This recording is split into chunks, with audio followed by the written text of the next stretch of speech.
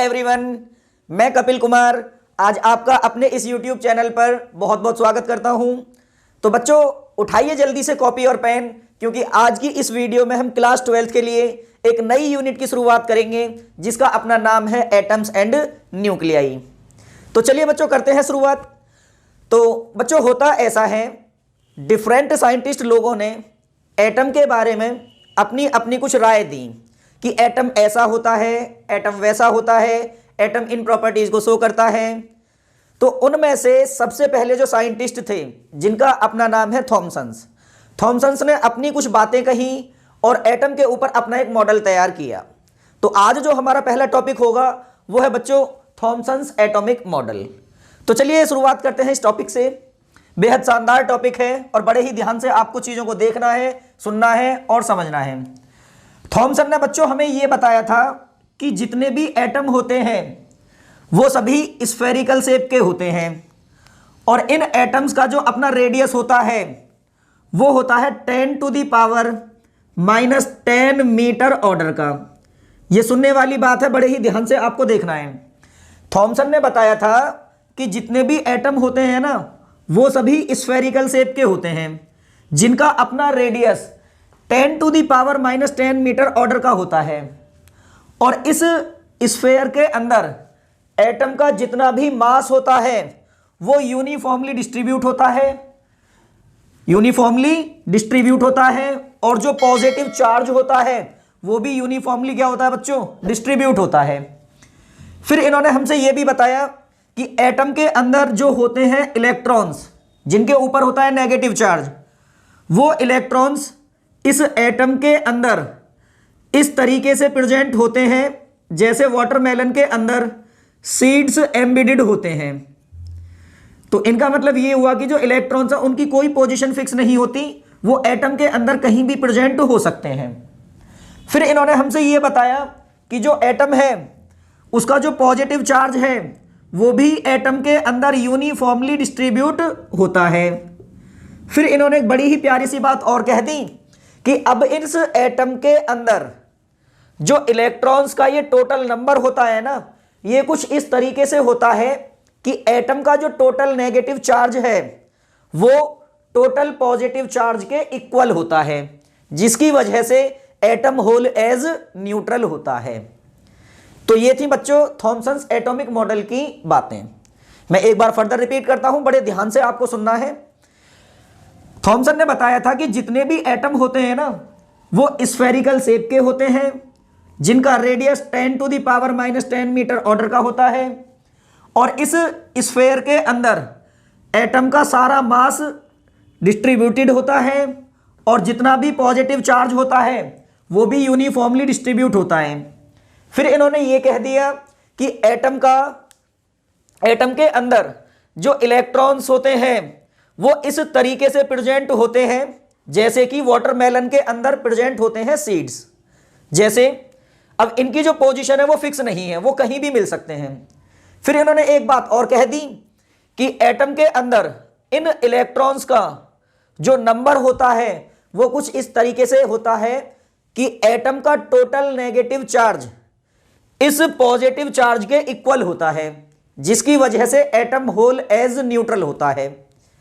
लेकिन ये एटम कुछ टाइम तक तो चला, उसके बाद में दूसरे साइंटिस्ट आए जिनका अपना नाम है रदरफोर्ड। उन्होंने अपने कोलैबोरेटर गीगर और मार्सडेन के साथ मिलकर अपने कुछ एक्सपेरिमेंट परफॉर्म किए और उन एक्सपेरिमेंट को परफॉर्म करने के बाद कुछ कंक्लूजन्स निकाले और उन कंक्लूजन्स के बेसिस पर उन्होंने इस थॉमसन्स एटॉमिक मॉडल को फेल कर दिया। मतलब क्या हुआ कि इनकी जो कुछ बातें थी वो तो सही रही और कुछ बातें इन्होंने जो बताई हैं वो रही गलत। अब इस मॉडल को पहले उन्होंने गलत बताया और गलत बताकर इसमें जो कमियां थी उन्हें दूर किया और अपना एक नया मॉडल तैयार किया। इन्होंने, ये जो थॉमसन साइंटिस्ट थे, इन्होंने अपने मॉडल में एक छोटी सी बात गलत कही थी। पहला कि इसके अंदर इलेक्ट्रॉन्स की जो पोजीशन है वो फिक्स नहीं है, वो कहीं भी हो सकती है और जो पॉजिटिव चार्ज होता है इसे यूनिफॉर्मली जो डिस्ट्रीब्यूट बता रखा है। ये दोनों बातें इनके मॉडल की गलत थी। तो किस तरीके से ये बातें गलत थी, इन्होंने क्या एक्सपेरिमेंट करे, जो रदरफोर्ड थे उन्होंने क्या एक्सपेरिमेंट किया, अब हम उसके बारे में डिस्कस करेंगे। तो चलिए बात करते हैं नेक्स्ट टॉपिक की। तो चलिए बच्चों बात करते हैं नेक्स्ट टॉपिक की, जिसका अपना नाम है रदरफोर्ड अल्फा रे स्कैटरिंग एक्सपेरिमेंट।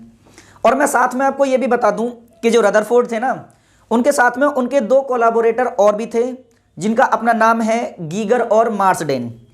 तो ये जो एक्सपेरिमेंट है इसे कभी कभी दूसरे नाम से भी पूछ लिया जाता है, जिसका अपना नाम है गीगर एंड मार्सडेन एक्सपेरिमेंट। तो ये इन दोनों में से किसी भी एक नाम से एग्जाम में पूछ लिया जाता है, तो आपको दोनों ही नाम पता होने चाहिए। अब मैं आपसे बात करता हूं कि जो इनका ये एक्सपेरिमेंट है, इसमें इन्होंने क्या एपरेटस लिए और हर एक एपरेटस का क्या यहां पर यूज है और किस तरीके से एक्सपेरिमेंट को परफॉर्म किया। तो पहले मैं आपसे बात करूंगा केवल कि इन्होंने क्या क्या एपरेटस लिए, फिर उसके बाद मैं बताऊंगा कि इन एपरेटस का यहां पर क्या क्या यूज है। तो चलिए बात करते हैं आगे की। रदरफोर्ड ने अपने एक्सपेरिमेंट में सबसे पहले लिया था बच्चों ये एक लेड ब्लॉक। ये जो ब्लॉक है ये लेड से बना हुआ होता है, तो इन्होंने सबसे पहले लिया था बच्चों यहां पर एक लेड ब्लॉक, और इस लेड ब्लॉक के अंदर इन्होंने यहां पर प्लेस किया है बच्चों ये एक radio active substance. Radio active substance, तो मैंने यहां पर नाम भी लिख दिया रेडियो एक्टिव सब्सटेंस। उसे कुछ डिस्टेंस आगे चलकर उन्होंने यहां पर लगाया था एक कॉलीमेटर। क्या लगाया बच्चों, ये एक कॉलीमेटर। अभी मैं केवल आपको यहां पर इनके नाम बता रहा हूं, फिर थोड़ी देर बाद में चलकर आपको यह भी बताऊंगा कि ये ही एपरेटस क्यों लिए गए। फिर उन्होंने कुछ डिस्टेंस आगे चलकर यहां पर लगाई थी एक थिन गोल्ड फॉइल।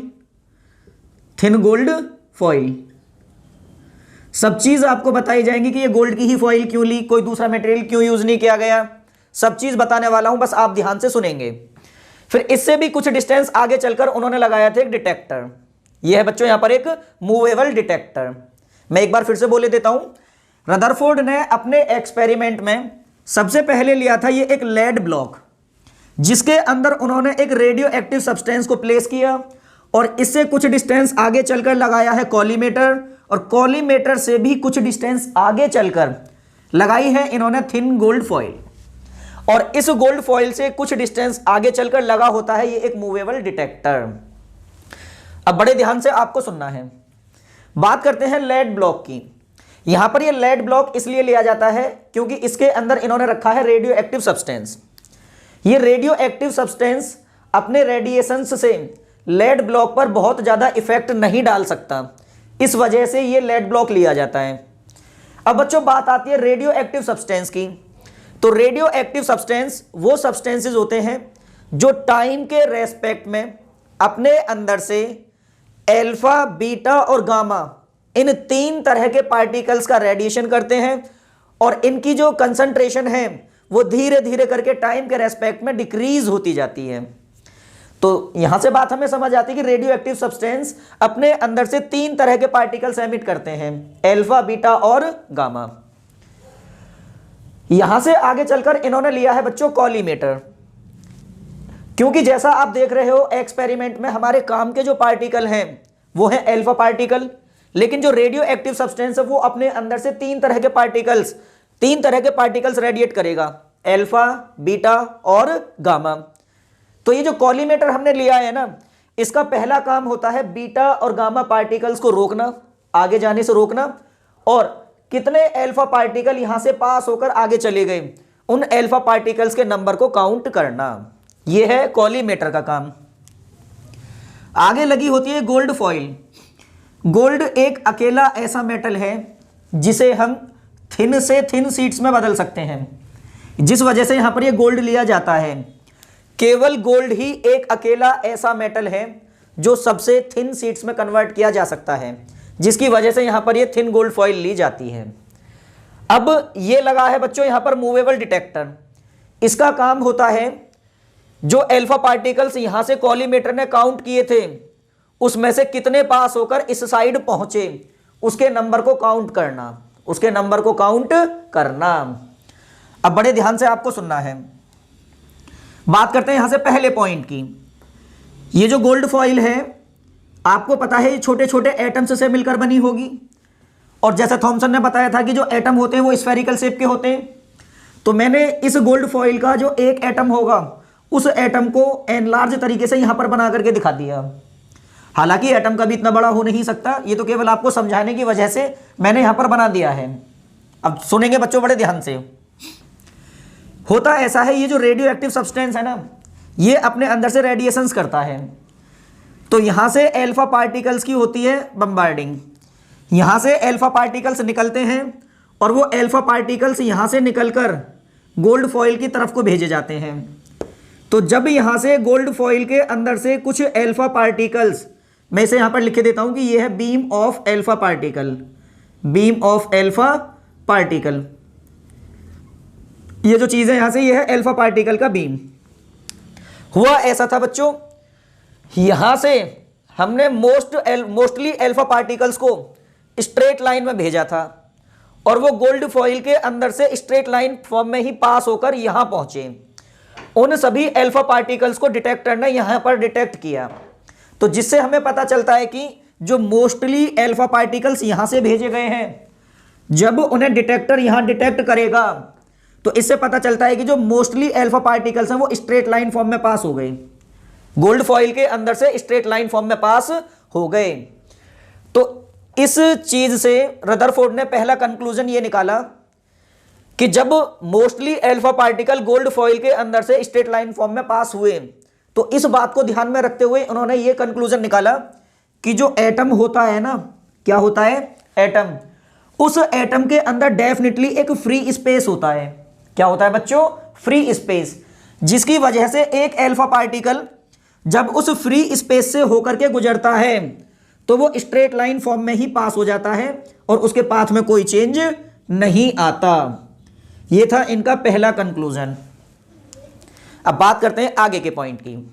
फिर हुआ ऐसा, बाद में कुछ अल्फा पार्टिकल भेजे तो थे यहां से स्ट्रेट लाइन फॉर्म में, लेकिन वो जब इस गोल्ड फॉइल के पास तक पहुंचे तब तक उनका पाथ स्ट्रेट लाइन था। लेकिन इस गोल्ड फॉइल में से पास होने के बाद उनका जो पाथ है ना वो अपना थोड़ा सा डिफ्लेक्ट हो गया। भेजे तो थे वो हमने स्ट्रेट लाइन फॉर्म में ऐसे, तो जाना तो चाहिए था उन्हें यहां पर, लेकिन ये जो डिटेक्टर है, इस डिटेक्टर ने उन अल्फा पार्टिकल्स को यहां पर डिटेक्ट करके बताया। तो इससे हमें यह पता चला कि जब अल्फा पार्टिकल्स यहां से स्ट्रेट लाइन फॉर्म में भेजे गए तो वो अपने पाथ से कुछ एंगल स्कैटर हो गए। मान लीजिए कितना एंगल स्कैटर हुए हैं वो, थीटा। तो यहां से ये बात पता चलती है कि जो अल्फा पार्टिकल भेजे गए थे स्ट्रेट लाइन फॉर्म में, वो अल्फा पार्टिकल जब इस गोल्ड फॉइल के अंदर से पास हुए तो मतलब जो गोल्ड फॉइल के एटम थे ना, उन एटम्स के अंदर डेफिनेटली एक पॉजिटिव चार्ज भी प्रेजेंट होता है, क्योंकि अल्फा पार्टिकल पर भी पॉजिटिव चार्ज होता है।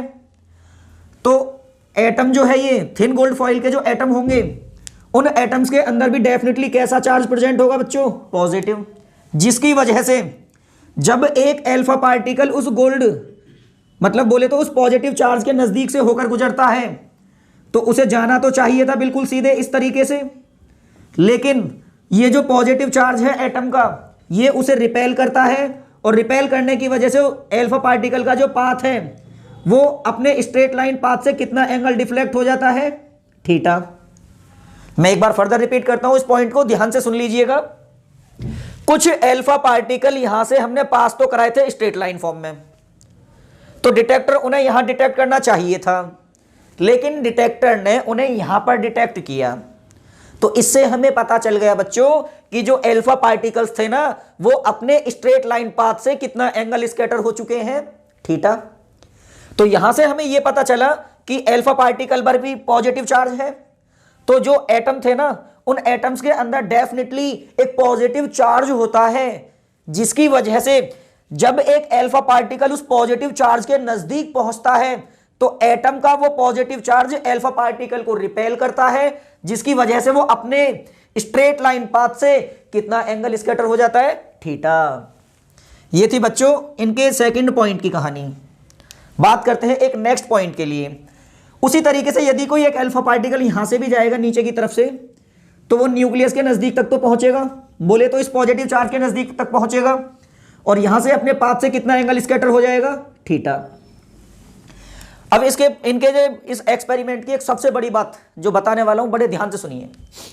हुआ ऐसा, यहां से जो अल्फा पार्टिकल्स हमने भेजे थे उनका नंबर कॉलीमेटर ने 8000 बोले तो 8000 काउंट करके बताया था। यहां पर कॉलीमेटर ने यहां से आगे जाने वाले अल्फा पार्टिकल्स का नंबर कितना काउंट करके बताया? 8000। उसमें से जब सारे अल्फा पार्टिकल यहां से हमने पास कराए तो इधर लगे हुए डिटेक्टर ने केवल 7999 पार्टिकल्स काउंट करके बताए। यहां से हमने भेजे थे टोटल 8000 अल्फा पार्टिकल और यहां कितने पहुंचे? 7999। तो इसका मतलब हुआ कि कोई एक अल्फा पार्टिकल ऐसा है जो यहां तक नहीं पहुंचा। अब यदि वो यहां नहीं पहुंचा तो गया कहां? तो बच्चों मैं आपको बता दूं, इस एक्सपेरिमेंट में ये रिजल्ट निकलकर आया कि आउट ऑफ 8000 अल्फा पार्टिकल्स यहां केवल 7999 पहुंचे हैं। तो एक अल्फा पार्टिकल इनमें से ऐसा था जो गोल्ड फॉइल के नजदीक तक तो पहुंचा, लेकिन पहुंचने के बाद उसने अपने पाथ को वापस फिर से रिट्रेस कर लिया। वो गोल्ड फॉइल के नजदीक तक जाता है और जाने के बाद अपने पाथ को वापस फिर से क्या कर लेता है? वो रिट्रेस क्या कर लेता है बच्चों? रिट्रेस कर लेता है। तो इस बात से फिर रदरफोर्ड ने यह कंक्लूजन निकाला कि जो एटम के अंदर पॉजिटिव चार्ज होता है ना, याद करो जिसे थॉमसन्स ने पूरे एटम के अंदर डिस्ट्रीब्यूट बता दिया था, उस पॉइंट की बात बता रहा हूं मैं। जब एक अल्फा पार्टिकल गोल्ड फॉइल के नजदीक तक पहुंचा और फिर बाद में उसने अपने पाथ को कर लिया रिट्रेस, तो इस बात पर रदरफोर्ड ने बताया कि जो एटम का पॉजिटिव चार्ज होता है ना, वो पूरे एटम में डिस्ट्रीब्यूटेड नहीं होता, वो एटम के अंदर एक बहुत छोटे से रीजन में, टाइनी रीजन में प्रेजेंट होता है। कैसे रीजन में प्रेजेंट होता है बच्चों? एक टाइनी रीजन में प्रेजेंट होता है, जिसकी वजह से जब एक अल्फा पार्टिकल उस टाइनी रीजन के पॉजिटिव चार्ज की तरफ जाता है तो वो टाइनी रीजन का पॉजिटिव चार्ज उस पर इतना रिपल्सन लगा देता है, उस पर इतना रिपल्सन लगा देता है कि वो वहां से पास तो हो नहीं पाता और अपने पाथ को यहां तक पहुंचने के बाद वापस रिट्रेस कर लेता है। तो इनके इस पॉइंट से हमें पता चलता है कि जो एटम का पॉजिटिव चार्ज होता है ना बच्चों, वो एटम के अंदर डिस्ट्रीब्यूट नहीं होता, वो एक टाइनी रीजन में प्रेजेंट होता है और इस रीजन को ही हम बोलते हैं न्यूक्लियस। क्या बोलते हैं? न्यूक्लियस। तो उम्मीद करेंगे समझ में आ गया होगा, लेकिन फिर भी मैं सारे पॉइंट्स को एक बार फिर से रिपीट कर देता हूं ताकि आपको अच्छे से समझ आ जाए। देखिए इधर पहले पॉइंट में हमें यह बताया गया कि यहां से मोस्टली अल्फा पार्टिकल्स जो थे, जो यहां से अल्फा पार्टिकल्स भेजे गए थे, उसमें से मोस्टली अल्फा पार्टिकल्स को डिटेक्टर ने यहां डिटेक्ट किया। तो इससे हमें पता चला कि मोस्टली अल्फा पार्टिकल्स जब गोल्ड फॉइल के अंदर से पास हुए तो उनका जो पाथ है वो स्ट्रेट लाइन फॉर्म में रहा। तो इस बात को ध्यान में रखते हुए रदरफोर्ड ने क्या कहा कि जो एटम होता है उसके अंदर डेफिनेटली एक फ्री स्पेस प्रेजेंट होगा, क्योंकि जब एक अल्फा पार्टिकल उस फ्री स्पेस में से गुजरता है तो उसके पाथ में कोई डिफ्लेक्शन नहीं आता है और वो स्ट्रेट लाइन फॉर्म में ही सीधे चला जाता है। बात करते हैं सेकंड पॉइंट की। सेकंड पॉइंट में हमने अल्फा पार्टिकल्स को यहां से भेजा तो था स्ट्रेट लाइन फॉर्म में, लेकिन जब वो गोल्ड फॉइल के अंदर से पास हुए तो वो अपने पाथ से कितना एंगल स्कैटर हो जाते हैं? थीटा। तो इस बात से हमें यह पता चला कि जो एटम होता है ना, उस एटम के अंदर डेफिनेटली बच्चों एक पॉजिटिव चार्ज भी प्रेजेंट होता है, जिसकी वजह से जब एक अल्फा पार्टिकल एटम के उस पॉजिटिव चार्ज के नजदीक से गुजरता है तो एटम का वो पॉजिटिव चार्ज उस अल्फा पार्टिकल पर रिपल्सन लगाता है, जिसकी वजह से उसका पाथ अपने स्ट्रेट लाइन फॉर्म से थीटा एंगल स्कैटर हो जाता है। तो बात करेंगे हम नेक्स्ट पॉइंट की। इनके नेक्स्ट पॉइंट में एक्सपेरिमेंट का जो नेक्स्ट कंक्लूजन था वो ये था कि यहां से हमने 8000 अल्फा पार्टिकल पास कराए थे, लेकिन गोल्ड फॉइल में से इधर पास होकर केवल 7999 पहुंचे, तो मतलब एक अल्फा पार्टिकल की कमी आई। तो एक्सपेरिमेंट में यह पाया गया कि केवल एक पार्टिकल ऐसा था, 8000 में से केवल एक पार्टिकल ऐसा था जो गोल्ड फॉइल के नजदीक तक तो पहुंचा, लेकिन पहुंचने के बाद उसने अपने पाथ को वापस से क्या कर लिया? रिट्रेस। तो इस चीज का कंक्लूजन रदरफोर्ड ने यह निकाला कि जो एटम का टोटल पॉजिटिव चार्ज होता है ना बच्चों, वो एटम के अंदर यूनिफॉर्मली डिस्ट्रीब्यूट नहीं होता, वो एटम के अंदर एक टाइनी रीजन में प्रेजेंट होता है, जिसकी वजह से जब एक अल्फा पार्टिकल उस टाइनी रीजन के पॉजिटिव चार्ज के नजदीक पहुंचता है तो वो पॉजिटिव चार्ज अल्फा पार्टिकल को रिपेल करता है और अल्फा पार्टिकल अपने पाथ को यहां से क्या कर लेता है, रिट्रेस। क्या कर लेता है बच्चों, रिट्रेस। तो ये थी रदरफोर्ड और रदरफोर्ड एटॉमिक मॉडल की, सॉरी रदरफोर्ड का जो अल्फा रे स्कैटरिंग एक्सपेरिमेंट है, ये थे उसके अपने कुछ कंक्लूजन्स। तो अब इन कंक्लूजन्स के बेसिस पर ही, इन सारी बातों को ध्यान में रखते हुए रदरफोर्ड ने एटम के बारे में कुछ बातें कही और उन बातों को मिलाकर उन्होंने एक पूरा मॉडल तैयार किया जिसका नाम है रदरफोर्ड एटॉमिक मॉडल। तो अब हमारा जो नेक्स्ट टॉपिक है बच्चों वो है रदरफोर्ड एटॉमिक मॉडल। चलिए बच्चों बात करते हैं नेक्स्ट टॉपिक के लिए जिसका अपना नाम है रदरफोर्ड एटॉमिक मॉडल। तो बच्चों जैसा कि मैंने अभी आपको रदरफोर्ड अल्फा रे स्कैटरिंग एक्सपेरिमेंट समझाया, तो जो एक्सपेरिमेंट इन्होंने ये किया था उसके बेसिस पर इन्होंने कुछ रिजल्ट्स निकाले और सारे रिजल्ट को मिक्स किया और मिक्स करने के बाद में अपना एक मॉडल तैयार किया। फिर उस मॉडल को ही इन्होंने नाम दे दिया रदरफोर्ड एटॉमिक मॉडल। तो बात करेंगे इसके पहले पॉइंट की, लेकिन बच्चों मैं पहले पोस्टुलेट को बताने से पहले आपसे ये कहूँगा कि जितना भी मैंने आज इस वीडियो में आपको पढ़ाया है उसे आपको पहले कॉपी पर लिखना भी है, समझ करके लिखना है और साथ के साथ याद भी करना है, क्योंकि ऐसा यदि आप करते हो तो ये सारी चीज़ें आपकी प्रैक्टिस में भी होंगी और याद भी हो जाएंगी। तो चलो बात करते हैं पहले पोस्टुलेट के लिए। रदरफोर्ड ने अपने पहले पोस्टुलेट में ये कहा कि जो एटम होता है ना बच्चों, क्या होता है, एटम। हर एक एटम के सेंटर पर, हर एक एटम के सेंटर पर एक टाइनी कोर प्रेजेंट होती है और इस टाइनी कोर की एक खास बात ये होती है कि एटम का जितना भी पॉजिटिव चार्ज होता है ना, वो टोटल पॉजिटिव चार्ज इसी टाइनी कोर में प्रेजेंट होता है और एटम का जो मास होता है उसका ऑलमोस्ट पार्ट, बोले तो ऑलमोस्ट मास भी इसी कोर के अंदर प्रेजेंट होता है और इस कोर को बोला जाता है न्यूक्लियस। क्या बोलते हैं बच्चों, न्यूक्लियस। मैं एक बार फर्दर रिपीट करता हूं, ध्यान से सुन लीजिए।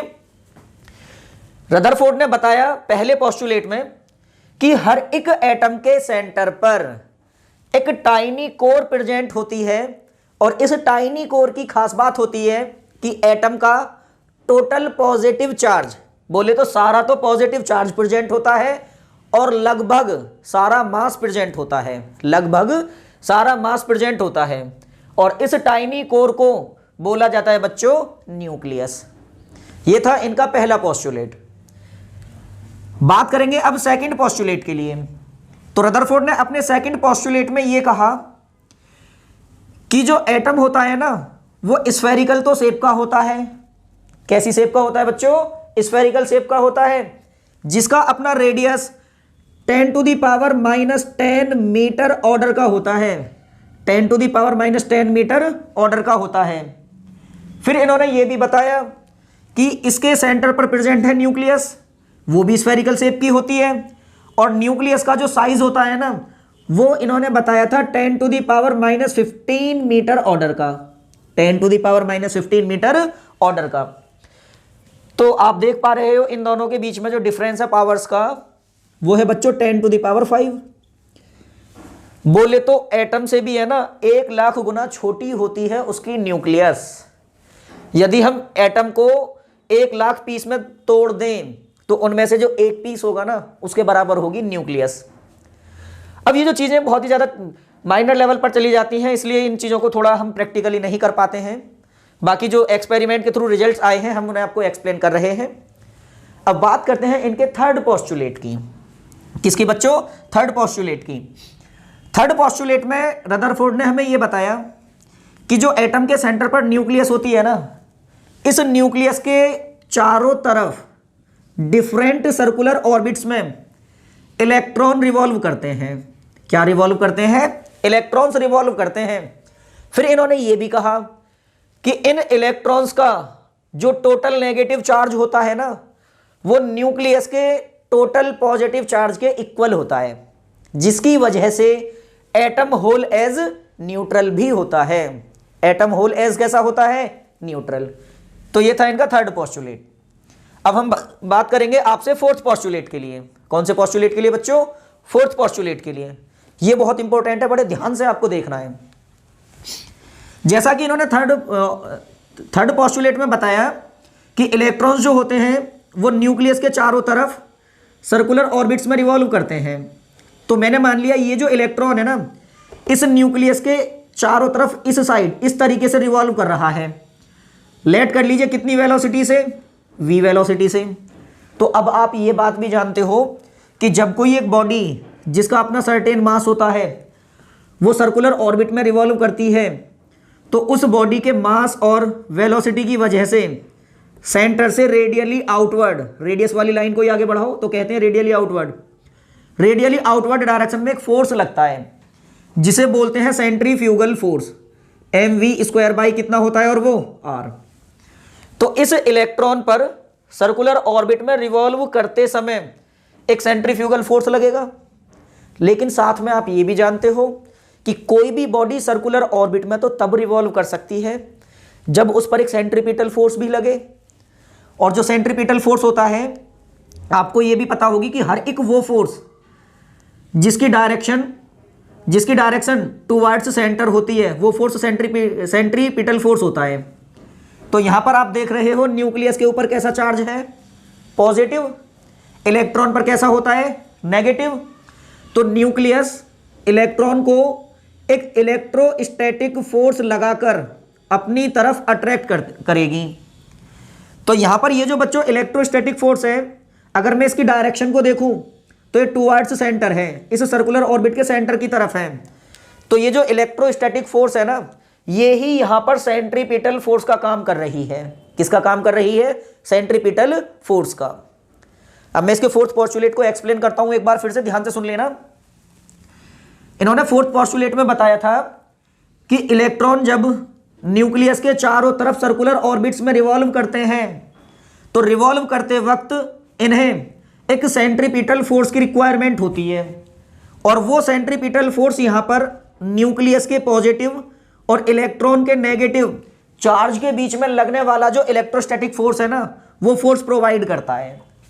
तो यहां पर ये जो इलेक्ट्रोस्टैटिक फोर्स है ना बच्चों, ये वाला इलेक्ट्रोस्टैटिक फोर्स ये ही काम कर रहा है यहां पर सेंट्रीपिटल फोर्स का। सेंट्रीपिटल फोर्स का भी काम ये ही फोर्स कर रहा है। हम इस इलेक्ट्रोस्टैटिक फोर्स को यहां पर सेंट्रीपिटल फोर्स भी बोल सकते हैं। मैं एक बार सारे पॉइंट्स को फर्दर एक्सप्लेन करता हूं, सिर्फ 1 मिनट में, बड़े ध्यान से सुन लीजिएगा। इन्होंने पहले पोस्टुलेट में बताया कि जो एटम होता है उसके सेंटर पर एक टाइनी कोर प्रेजेंट होती है जिसके अंदर एटम का सारा पॉजिटिव चार्ज प्रेजेंट होता है और ऑलमोस्ट मास प्रेजेंट होता है। और इस टाइनी कोर को ही बोला जाता है बच्चों न्यूक्लियस। सेकंड पोस्टुलेट में इन्होंने क्या कहा? बताइए जल्दी से। अरे बोलिए, बिल्कुल ठीक बोल रहे हो, बिल्कुल ठीक। कि जो एटम होता है वो स्फेरिकल शेप का होता है जिसका रेडियस 10⁻⁻10 मीटर ऑर्डर का होता है। और सेंटर पर जो न्यूक्लियस है उसका साइज कितना बताया? 10⁻15 मीटर ऑर्डर का। और थर्ड पोस्टुलेट में क्या बताया? बोलिए जल्दी। करेक्ट, कि जो न्यूक्लियस होती है उसके चारों तरफ डिफरेंट ऑर्बिट्स में इलेक्ट्रॉन रिवॉल्व करते हैं और इन इलेक्ट्रॉन्स का टोटल नेगेटिव चार्ज न्यूक्लियस के टोटल पॉजिटिव चार्ज के इक्वल होता है, जिसकी वजह से एटम होल एज न्यूट्रल होता है। और लास्ट पोस्टुलेट में क्या कहा, जो कि सबसे इंपॉर्टेंट है, कि इन इलेक्ट्रॉन्स को सर्कुलर ऑर्बिट में रिवॉल्व करने के लिए एक सेंट्रीपिटल फोर्स की रिक्वायरमेंट होती है। और वो सेंट्रीपिटल फोर्स यहां पर न्यूक्लियस के पॉजिटिव चार्ज और इलेक्ट्रॉन के नेगेटिव चार्ज के बीच में लगने वाला जो ये इलेक्ट्रोस्टैटिक फोर्स है ये प्रोवाइड करता है। तो बच्चों, ये जो आज मैंने आपको कहानी बताई है ये बेहद इंपॉर्टेंट है। इन कहानियों से ही मिला करके छोटे छोटे बहुत सारे क्वेश्चंस बनते हैं। वो क्वेश्चंस आपको नेक्स्ट वीडियो में कराए जाएंगे। आज की वीडियो को हम लास्ट करेंगे इसी टॉपिक के साथ। और अगर आपको ये हमारी वीडियो पसंद आई हो, अच्छी लगी हो, तो वीडियोस को लाइक करें और ज़्यादा से ज़्यादा अपने फ्रेंड्स के बीच में शेयर करें और वेट करें नेक्स्ट वीडियो का। धन्यवाद।